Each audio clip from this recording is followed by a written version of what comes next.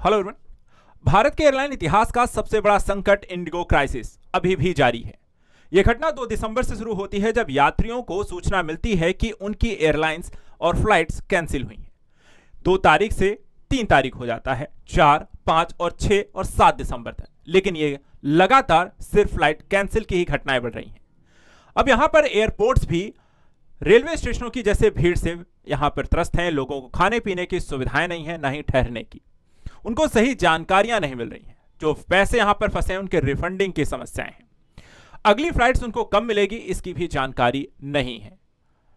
सबसे बड़ा सवाल यह है कि इंडिगो क्राइसिस यानी कि देश की सबसे बड़ी एयरलाइंस में इस तरीके की घटना हुई तो हुई कैसी?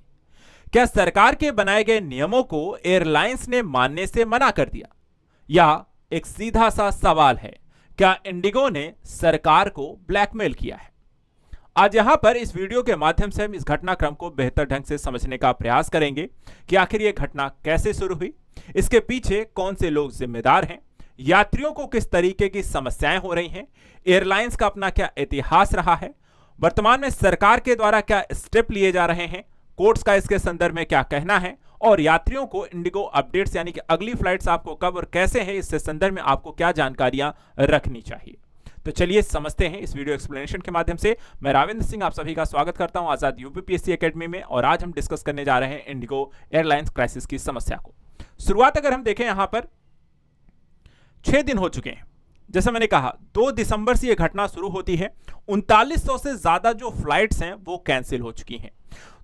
2 दिसंबर को जहां 200 फ्लाइट्स कैंसिल हुई, 3 दिसंबर को 150 से ज्यादा, 4 को 550 और 5 दिसंबर तक देखा जाए तो 1600 फ्लाइट्स कैंसिल हुई। यह घटना लगातार 6 और 7 दिसंबर तक अभी भी जारी है। यानी एक तरीके से जो इंडिगो क्राइसिस की घटना है, 2 दिसंबर जो शुरुआत हुई, इसकी एक वजह जो बताई जा रही है कि एफडीटीएल रेगुलेशन की वजह से पायलट और क्रू स्टाफ की कमी हो जाती है। लेकिन ये नियम अभी तो नहीं बनाए गए थे और सभी एयरलाइंस को मानना था, तो इंडिगो को ये सबसे बड़ी समस्या यहां पर क्यों लगती है? फ्लाइट्स लगातार कैंसिल हो रही हैं और इसको लेकर के यात्रियों को सही समय पर क्यों यहां पर अवगत नहीं कराया जा रहा है, क्यों उन्हें एयरपोर्ट्स पर फंसा करके रखा गया है, इसका जवाब आप सभी को बताते हैं। देखो यहां पे होता क्या है, डीजीसीए ने जैसे ही कुछ नियम बताए, इस नियमों को ही यहां पर एयरलाइंस आधार बना रही हैं अपनी गलतियों से बचने को लेकर के। डीजीसीए के जो नए नियम है, यहां पर उसमें साप्ताहिक आराम की एक बात कही गई है। यानी जो पायलट्स और क्रू हैं उनके लिए हर सप्ताह 48 घंटे का वीकली रेस्ट यहां पर बनाया गया कानून, जिसके तहत यहां पर काम करने के बाद जो कोई थकान की स्थिति ना हो। फ्लाइट जो होती है, कई बार देखा जाए बहुत ज्यादा थकान या बहुत ज्यादा उड़ाने करने से यहां पर क्राइसिस हो सकती है, या फिर नींद आ गई या फिर अन्य तरीके की समस्याएं, जिससे यहां पर अन्य यात्रियों की जान को संकट हो सकता है। इसको ध्यान में रखकर जैसे नाइट ड्यूटी को लेकर के नियम बनाए गए कि पहले सुबह 5 तक थी, अब रात 12 से 6 तक यहां पर एक शिफ्ट बना दी गई। इसके अतिरिक्त देखिए, नाइट लैंडिंग पर लिमिट्स पर भी यहां पर आपको पहले पायलट 6 लैंडिंग करता था, अब यहां पर नए नियमों के अनुसार वो सिर्फ 2 की इजाजत दी गई है। एक और नियम कि लगातार नाइट शिफ्ट पर भी रोक लगा दी है नए नियमों में, यानी कि लगातार 2 रातों से ज्यादा ड्यूटी नहीं लग सकती है। इसके अलावा फ्लाइट ड्यूटी पीरियड्स को भी लिमिटेड कर दिया गया है, यानी कि प्री फ्लाइट और पोस्ट फ्लाइट के अतिरिक्त 1 घंटे से अधिक यहां पे काम नहीं लिया जाएगा। साथ ही लंबी उड़ानों के बाद उन्हें रेस्ट दिया जाएगा। कनाडा, यूएसए जैसी लंबी उड़ानों के बाद पायलट को 24 घंटे के रेस्ट की यहां पर नियम ऐसे बनाए गए।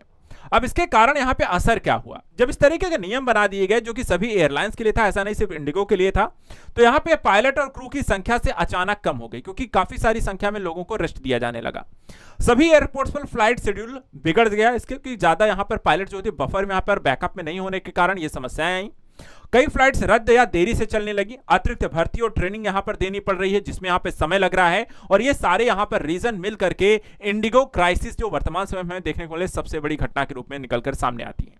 लेकिन ये सारी घटनाएं क्या जानबूझकर क्रिएट की गई? क्योंकि नियम अभी से नहीं, 2024 से लेकर के इसको लगातार बातचीत चल रही थी। 2025 नियम को लागू किया गया था शुरुआती समय से, और अभी यहां पर यह संकट आया, तो क्या एयरलाइंस इसको लेकर तेजी से काम नहीं कर रही थी? क्या जानबूझकर सरकार को ब्लैकमेल करने को लेकर इसमें देर किया गया है? वो समझते हैं। देखिए यहां पर ये सारी चीजें जो घटनाक्रम यहां पर डेवलप हुई हैं, तो कंपनी ने 2024 में बने फ्लाइट ड्यूटी टाइम लिमिटेशन के नियम पर आपत्ति जताई थी। ठीक है, इंडिगो ने, देखिए ये कंपनी को यहां पर आपत्ति थी, ये नियम यहां पे नहीं होना चाहिए। ये नियम जो है दिल्ली हाईकोर्ट में यहां पर जाता है, वहां पे हाईकोर्ट इसको कहती है लागू करने के लिए बोल देती है। उसके बाद इसको 2024 में लागू करना था, लेकिन इन्होंने लागू नहीं किया। अब यहां पे समस्याएं क्या हुई कि इंडिगो नए नियमों के अनुसार पर्याप्त संख्या में पायलटों को भर्ती ही नहीं किया। और जब आपके पास पर्याप्त मात्रा में पायलट नहीं होंगे तो फिर आप उड़ानें कैसे यहां पे संचालित करेंगे, और यही हुआ। 2 दिसंबर को दिल्ली, बेंगलुरु, मुंबई, हैदराबाद की उड़ानें यहां पे धीरे धीरे करके रद्द होना शुरू होती है, न्यूज आनी शुरू होती है 2 दिसंबर को। तो ये चीजें थोड़ा सा लगता है कि हो सकता है किसी कारण से टेक्निकल इशू की वजह से हो रही हो, लेकिन ये 4 दिसंबर को संकट गहराने लगता है। बड़ी संख्या में यहां पर फ्लाइट्स जो होती हैं वो कैंसिल होना शुरू हो जाती हैं। जो इनके सीईओ हैं, जो विदेशी हैं, पीटर एल्बर्स, वो यहां पर सामने आते हैं और माफी मांगते हैं कि ये सारी चीजों को लेकर के।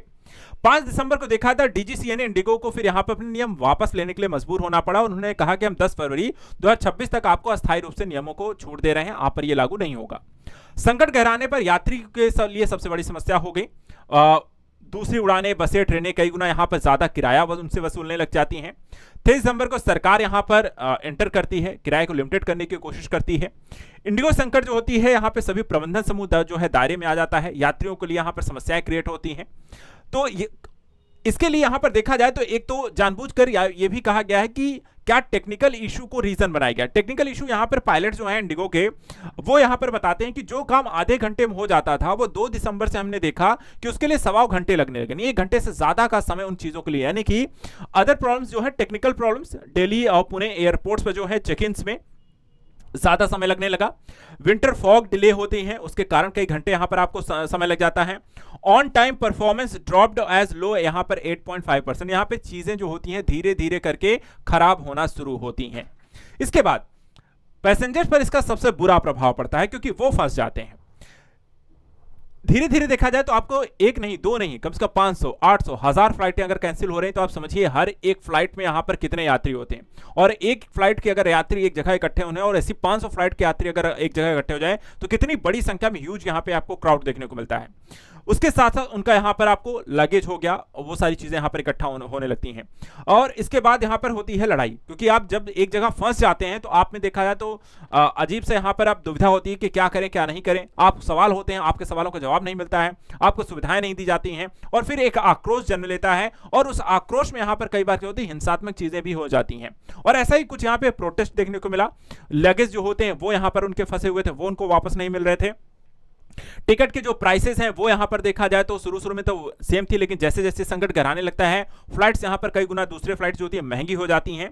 और उन्हें यहां पर देखा जाए तो लोगों को 24 घंटे से 48 घंटे तक यहां पर वेट कराया जाने लगा, और ये समस्याएं यहां पर बढ़ने लगती हैं। इसके बाद देखा जाए सरकार यहां पर देखा जाए तो लोगों के लिए समस्या क्या थी। एक तो फंसे रहना ठीक है, वो अपने गंतव्य तक नहीं पहुंच पाते हैं, उनके कई सारे लोग काम जा रहे हैं, किसी की जॉब जा रही है, कोई शादी में नहीं पहुंच पा रहा है, कोई अन्य तरह के वैकेशन पे जा रहा है, कोई यहां पर ऑफिस काम से जा रहा है, तो वो सारी चीजें यहां पर हाल्ट होती हैं, वो नुकसान अलग है। दूसरी तरफ लोगों का सामान नहीं मिल रहा, रिफंड की यहां पर समय जो फ्लाइट्स वहां पर रुकी हुई हैं उसको लेकर के यहां पर समस्या है। 200 फ्लाइट्स देखा जाए तो डेली यहां पर अभी भी कैंसिल हो रही है, मिनिमम यहां पर आपको देखा जाए। इसके अलावा इंडिगो जो होती है इन सारी चीज़ों के लिए माफ़ी मांग रही है कि भैया हमसे गलती हो गई है, हमें माफ़ कर दीजिए, हम इस चीज़ों को ठीक कर रहे हैं, लगातार लगे हुए हैं, 10 से 15 दिनों में हम इस चीज़ों को ठीक कर देंगे। Indigo promise full refund hotels और फॉर स्टैंडर्ड पैसेंजर, यहाँ पर सारी चीज़ों को होटल देने की बात कर रहे हैं, हम पैसे आपको वापस करेंगे। फ्लाइट्स में जो रिटर्न है नॉर्मल आपको 10 से 15 तारीख तक हम यहाँ पर चीज़ें नॉर्मल कर देंगे। लेकिन ये भी कहा जाए ये सारी चीज़ें होते होते शायद 2026 भी लग जाएगा। एयरलाइन सीईओ में जो है उन्होंने ये भी माना है कि ये प्लानिंग में हमारी तरफ से यहाँ पर गलती हुई, मिस्टेक हुई है, हमसे प्लान करने में गलती होती है। एक बड़ी एयरलाइंस जो लगातार आप संचालित कर रहे हैं, आपको एक नियम बनाया जाता है, कैसे इतनी बड़ी मिस्टेक हो सकती है कि आपको लगातार आपको इतने समय से आपको संकट सामने। तो एक सीधा सीधा सवाल जो है वो कहीं ना कहीं लाजमी है कि जब आपको मोनोपोली हो जाती है ना किसी मार्केट में, तो ऐसे कोई भी जो बिजनेसमैन है वहां पर आपको सरकार के नियमों को यह दिखाने की कोशिश करता है कि देखिए अगर आप हम पर नियम थोपेंगे, हमारे अनुसार नहीं होंगे, तो हम यहां पर काम नहीं करेंगे, और हम काम नहीं करेंगे तो पूरी की पूरी यहां पर आपकी अर्थव्यवस्था जो कार्य प्रक्रिया है वो रुक सकती है। और कहीं ना कहीं क्या इंडिगो ने ऐसा ही कुछ भारत सरकार को यहां पर बताने की कोशिश की है। सरकार को इस पे एक्शन भी लेना होगा, लेकिन सरकार अभी त्वरित कार्रवाई ये कर रही है। सबसे पहली चीज सरकार ने किया कि लोगों को राहत कैसे दिया है। तो एक यहाँ पर अलग अलग जो फ्लाइट्स हैं उनकी जो सुनने में आ रहा था कि महंगी होती जा रही हैं, उनके प्राइस लगातार बढ़ाए जा रहे हैं, सरकार दखल देती है और कहती है कि सरकार ने यहाँ पर सभी एयरलाइंस के किराया यहाँ पर तय कर दिया।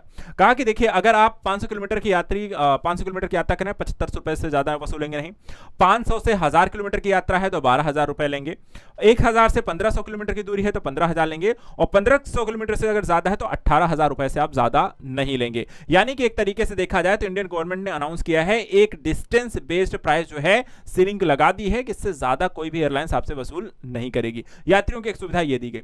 दूसरी तरफ यहां पर इंडिगो के अंदर की जो यहां पर पायलट्स क्रू हैं और उन्होंने यहां पर एक पत्र लिखा है। इस पत्र में वहां पर उन्होंने सीधा सीधा जो इंडिगो के आपके कह सकते हैं सीईओ हैं एल्बर्ट पर एक आरोप यहां पर लगाया, क्रिटिसाइज किया है और इसे अपने ओपन लेटर में उन्होंने साथ साथ यहां पर कहा है कि the management is greedy and thinks the company is too big to fail.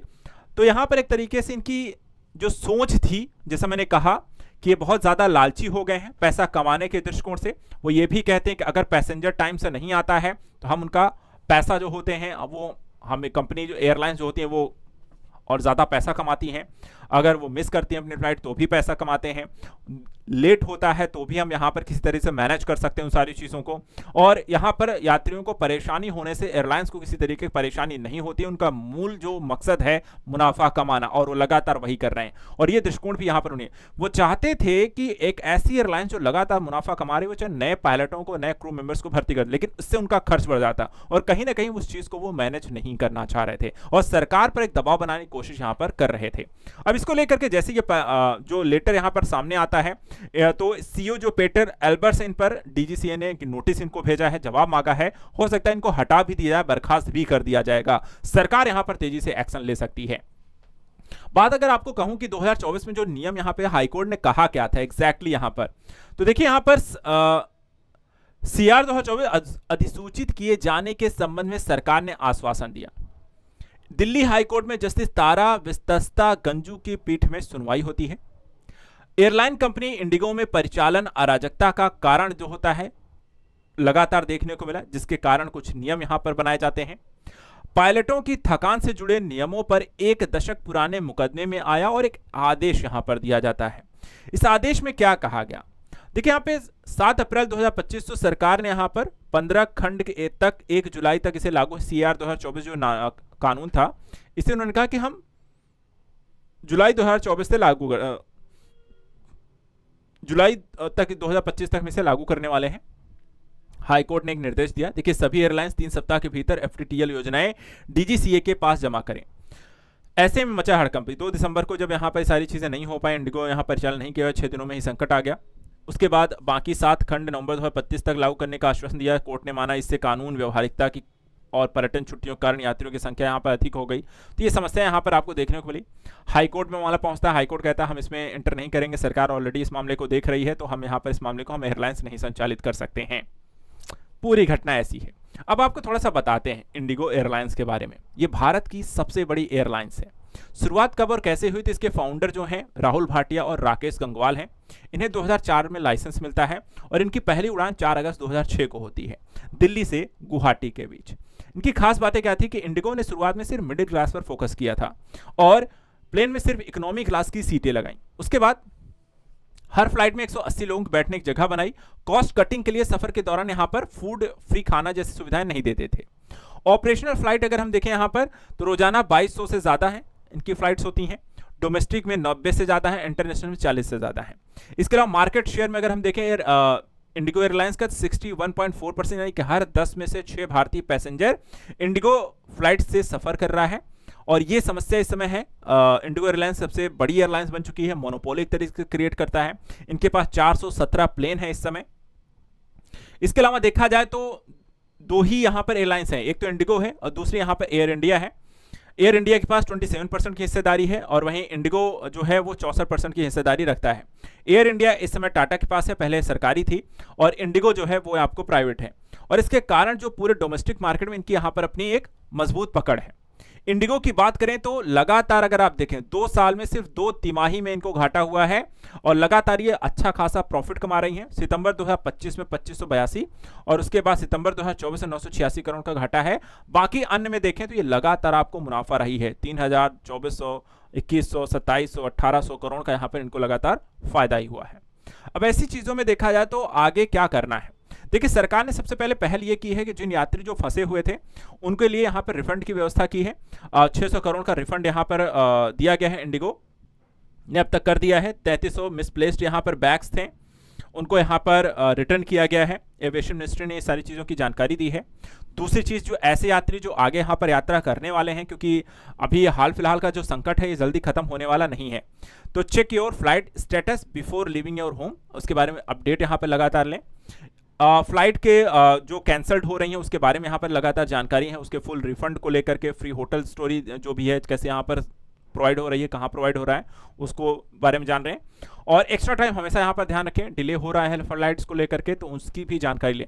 यानी कि सीधा और सिंपल सा मतलब यह है कि यात्री इस चीज़ों पर ध्यान रखें। अगर आपकी फ्लाइट इंडिगो में है तो जानकारी को लेकर ही जाएं, घरों से निकलें। उसके बाद यहाँ पर अगर वहाँ पर फंसे हुए हैं तो देखें कि आपका रिफंड कैसे मिल रहा है, नहीं मिला है तो उसकी यहाँ पर शिकायत दर्ज कराएं। और साथ ही साथ यहाँ पर आपको होटल में ठहरने की व्यवस्था इत्यादि दी जा रही हो, और लगातार खुद को अपडेट रखें। सरकार को यह सुनिश्चित करना होगा कि ऐसी कोई भी मोनोपोली किसी भी क्षेत्र में ना हो जिससे लोगों को परेशानी हो, क्योंकि कोई भी व्यवस्था सरकार के अंडर में है। सरकार चाहेगी तो ये व्यवस्थाएं फिर से नहीं होंगी। और ऐसी किसी भी क्षेत्र में, चाहे वो एयरलाइंस हो, चाहे वो नेटवर्किंग हो, चाहे वो टेक्नोलॉजी हो, चाहे वो अन्य, एक सबक ये भी मिलेगा कि फ्यूचर में ऐसा और भी कुछ होने से पहले ही उसे रोक दिया जाए। इस संदर्भ में आप सभी का क्या कहना है? क्या इंडिगो ने सरकार को ब्लैकमेल किया है? कमेंट करके हमें जरूर बताएं। फिलहाल आज के लिए इतना ही। ऐसे ही करंट न्यूज एनालिसिस के लिए आप आजाद यूपीएससी एकेडमी के चैनल को सब्सक्राइब करके रखें, बेल आइकॉन दबाएं ताकि तुरंत आपको ये वीडियो मिल सके। Thank you so much and good luck.